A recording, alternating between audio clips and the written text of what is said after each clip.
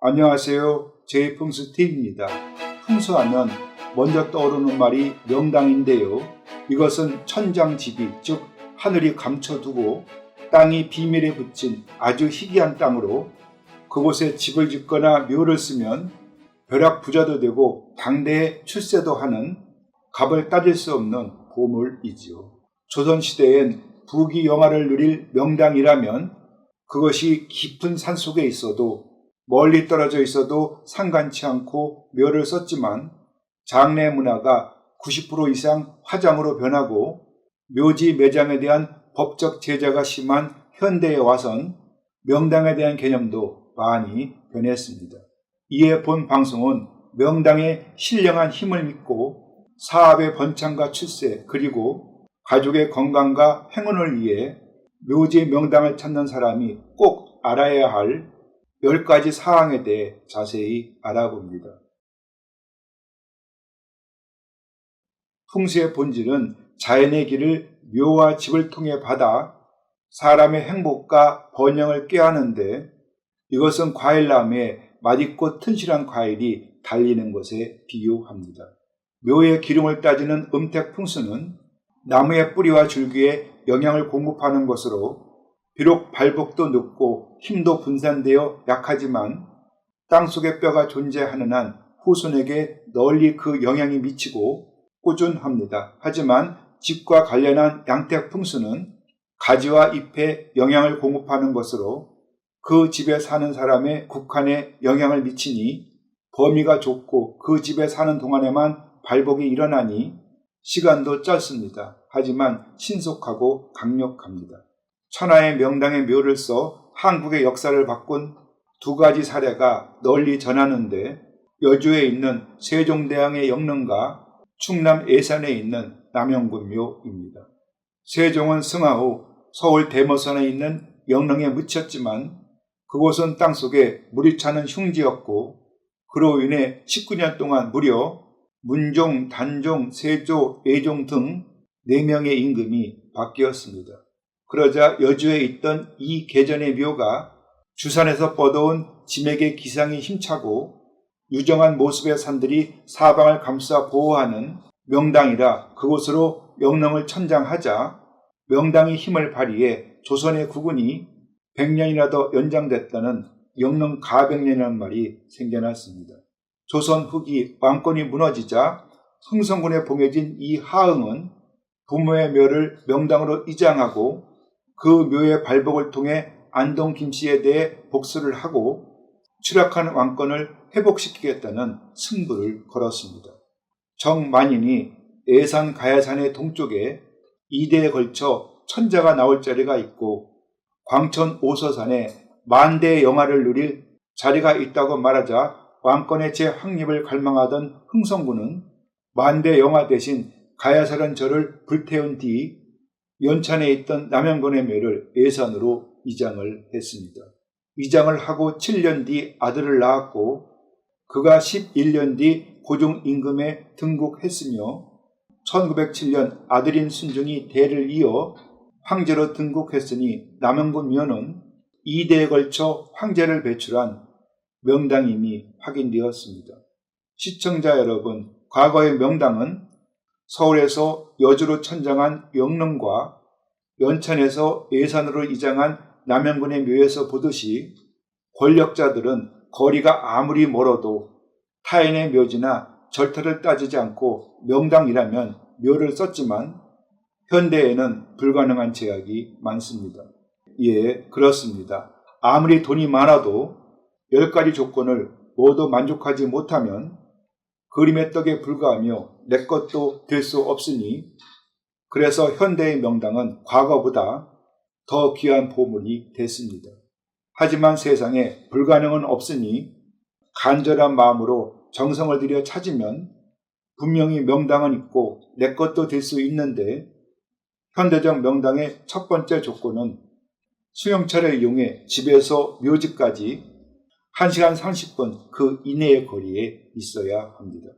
시골에서 성장한 기성 세대들은 매년 늦가을이 되면 이산저산에 흩어져 있는 조상의 묘들을 찾아다니며 며칠씩 희양을 지는 경험이 있을 것이고 먹을 것이 귀했던 그 시절 제사를 지낸 후 나눠준 음식을 만나게 먹던 행복한 추억이 있지요. 그래서 부모 형제와 함께 살던 어릴 적 추억을 그리며 늙으면 고향에 가 살겠다는 사람이 많고 현재는 도시에 살아도 먼 시골이 마음으론 가깝게 느껴지며 때가 오면 조상묘를 찾아가 성묘하는 것도 당연시 여깁니다.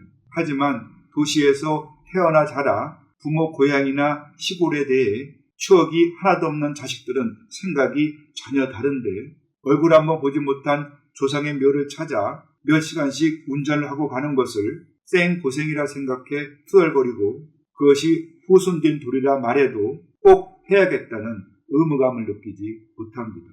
그래서 명당을 찾는 사람들도 반나절이면 후딱 성묘를 마치고 귀가할 수 있는 곳에 묘를 쓰기 원하니 시간으로 따지면 승용차로 1시간 반 정도의 거리이지요. 서울에 산다면 수도권과 경기도와 인접한 강원과 충청 지역이 여기에 해당됩니다. 두 번째 조건은 풍수적으로 명당의 필요 충분 조건을 확실히 갖춘 길지어야 합니다. 지기가 발동에 발복하려면 주산에서 뻗어온 지맥의 기상이 활달하면서 후덕해야 혀를 맺으니 경사진 산피탈이나 음습한 산 골짜기가 아닌 평평한 산 능선이 반드시 있어야 하고 산하로 5개 이상의 가정묘를 조성할 수 있도록 입수령이 길어야 합니다. 나아가 주변에는 암사를 뿜어내는 큰 돌이나 후손에게 질병을 일으키는 수맥이 없어야 하고 앞쪽에 연못이나 냇물 등 물이 보이면 재물운이 높아집니다. 또 바람을 막아주는 산들이 사방에 있어야 생기가 갈무리 돼 고인의 체백이 편안하고 후손도 잘 살며 묘의 자연도 향법에 맞게 놓을 수 있도록 묘역을 조성해야 발복이 오래가니 예나 지금이나 최우선적으로 고려해야 할 명당의 조건입니다. 세 번째는 법적으로 개인이나 가정묘를 조성하는 데 문제가 없는 임야인데 사설묘지 설치 기준에 따르면 폭 4m 일반 도로 또는 폭 1.5m 보행자 전용 도로에서 200m 이상 떨어지고 나아가 마을 해관에서 300m 이상 떨어진 곳이어야 합니다. 이 조건을 만족하려면 마을에서 멀리 떨어져 있고 포장도로가 없어 차량으로 묘까지 진입하기가 어렵고 남의 땅을 밟고 지나가야 하는 맹질 가능성이 높습니다.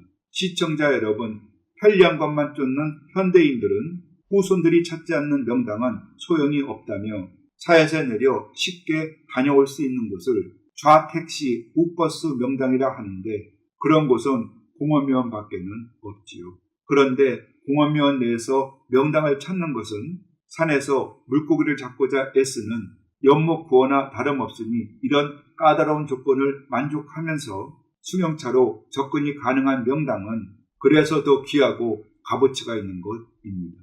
네 번째는 땅을 샀을 때 등기 이전에 문제가 없어 바로 내 소유의 땅이 되어야 하지요. 매입한 임야가 타인의 명의로 되어 있으면 불법으로 묘를 쓸 수밖에 없는데 법적으로 전 세대원이 주민등록을 1년 이상 옮겨 살아야 비로소 이전 등기가 가능한 토지거래 허가구역도 있음에 주의해야 합니다. 많은 사람들이 생거 진천, 사거 용인이란 말을 듣고 서울에서 가까운 용인 땅을 묘지로 선호하지만 법적인 제재가 많습니다. 수도권에서 산을 샀을 때 등기 이전이 비교적 수월한 지역은 가평, 연천, 양평, 여주, 이천 등이니 참고하세요. 다섯 번째는 큰 도로에서 묘지까지 가는 진입도로가 마을을 통과한다면 비록 내 땅이라 하더라도 묘를 쓰지 못하는 곤란한 상황을 겪을 수가 있습니다. 사전에 마을 이장을 찾아가 재반 사정을 이야기하고 협조를 구하지 않으면 마을 사람들이 영구차의 진입을 막기도 하고 어떤 마을은 영구차 진입 절대 불가라고 쓴 표석을 세워놓은 경우도 있지요. 만약 이를 무시하고 묘를 쓰면 산림훼손으로 신고를 해 벌금을 물게 하거나 불법 묘지로 신고해 이장에 대한 강제 이행금이 부과되기도 하지요. 보통 마을 발전 기금으로 300에서 500만 원 정도 찬조하는 것이 상례이고, 그래서 연구차가 마을을 통과하지 않고 진입할 수 있는 묘지는 더 힘써 구해야 합니다. 6번째는 하나의 산에는 하나의 명당이 있다는 일산일열의 원칙이 있는데, 이 말은 아무리 큰 땅도 묘로 쓸만한 땅은 아주 적다는 것이고, 그래서 명당을 차지하려면 묘로 쓰지 못할 땅까지 포함해서 사야 하니 구입비용이 많이 들어갑니다. 100평의 묘역을 조성할 때도 5천 내지 10,000평 이상의 임야를 사야 하는 경우가 생기고, 500평 이하 작은 면적의 알짜배기 명당을 사려면 주변 시세의 몇 배 되는 땅값을 지불해야 합니다. 매입에 큰 부담이 없어야 하겠지만 용기 있는 자만이 미인을 얻는다고 하듯이 보통 묘로 쓸만한 땅이면 배 이상의 값을 치러야 하지요. 7번째는 향후 개발이 안 될 땅을 구해야 합니다. 천하의 명당이라도 주변의 땅이 산업단지, 골프장 등으로 개발되면서 주산에서 묘로 입수한 지맥을 끊어놓거나 하천을 복개하여 물길을 없애거나 산을 까뭉개고 없애 사방에서 바람이 불어오면 그 묘는 명당의 기운을 잃을 뿐만 아니라 더 이상 발복도 일어나지 않습니다. 또 개발되는 면적 안에 포함되어 묘를 강제로 이장을 해야 한다면 힘써 구했던 노력은 물거품이 되고, 이장하는 불편도 따르니 처음 명당을 구할 때 향후 그곳이 개발될 가능성이 있는가를 주의 깊게 살펴야 합니다. 8번째는 명당은 묘지 주변의 환경이 쾌적하고 깨끗해야 합니다. 만약 묘와 가까운 곳에 닭이나 돼지 사육장이 있다면 여름이면 고약한 악취가 코를 찔러 묘에 오래 머물고 싶지가 않지요. 또 명당은 동기 감응이 잘 돼야 후손이 복을 받는데, 만약 묘 위로 고압선이 지나가면 명당의 기가 올바로 전달되지 못하고 주변에 살기를 띤 지역물, 즉 험하게 생긴 바위, 도둑놈산인 규봉이 있어도 흉합니다. 9번째는 도시 인근의 녹지 공간을 확보하기 위해 개발 행위를 제한하는 그린벨트 내에는 묘를 조성할 수 없지요. 그린벨트 내에 묘지를 설치하려면 묘지 설치 허가가 있어야 하고, 지형과 지목의 변경에 따른 개발 행위 허가를 받아야 하고, 산이 묘로 변하니 산지 전용 허가도 받아야 합니다. 만약 이를 무시하고 불법으로 묘를 쓰면 고발을 당해 원상복구를 해야 하지요. 마지막 10번째는 수도권에 소재한 공원묘원 내에는 매장할 묘지를 구할 수 없는데, 왜냐하면 기존에 있던 매장묘도 점차 없애고 그 터에 납골묘를 조성하는 추세이기 때문입니다. 그래서 공원묘원 내에는 새로 매장할 깨끗한 묘지는 없고, 대신 기존에 있던 묘를 파간 뒤 파분 터이거나 계곡을 흙으로 메워 조성한 성분터가 있지요. 모두 명당과는 거리가 먼 땅입니다. 나아가 공원묘는 법적으로 매장 후 최장 60년 뒤에는 화장을 해야만 하고, 묘지 면적도 부부 합장 시 4.5평으로 제한을 받으니 명당이라고 해도 기운을 온전히 받기가 어렵습니다. 네, 맞습니다. 예로부터 명당은 값을 따질 수 없을 만큼 귀한 보물이다 라고 해 무가지보라고 했고, 그래서 조선의 권력자들은 거리나 그 가격을 따지지 않고 명당을 찾아 묘를 써 그 효용을 누렸지요. 그런데 현대적 명당은 10가지 조건을 만족해야 하니 옛날보다 더 귀한 보물이 됐습니다. 묘지까지 1시간 30분 이내의 거리를 선호하고, 풍수적으로 길지의 조건을 완벽하게 갖춘 곳이어야 하고, 마을에서 떨어져 있어도 차량으로 접근성이 좋아야 하고, 토지거래 비허가 구역이어야 등기 이전이 쉬우며, 진입도로가 마을을 통과하지 않아야 하고, 경제적인 구매가 가능해야 하며, 향후 개발이 안 될 땅이 좋고 주변 환경이 깨끗하고 그린벨트나 공원묘원이 아닌 곳이어야 합니다. 제2풍수 시청자 여러분, 사업의 번창과 출세 그리고 가족의 건강과 행운을 가져다주는 묘지 명당은 신기루와 같아 눈에 잘 보이지도 않고 차지하기도 어렵습니다. 부모를 위해 진실된 효심으로 온 정성을 들여 찾고 구할 때만 하늘이 비로소 내주는 값진 선물, 그것이 바로 명당입니다.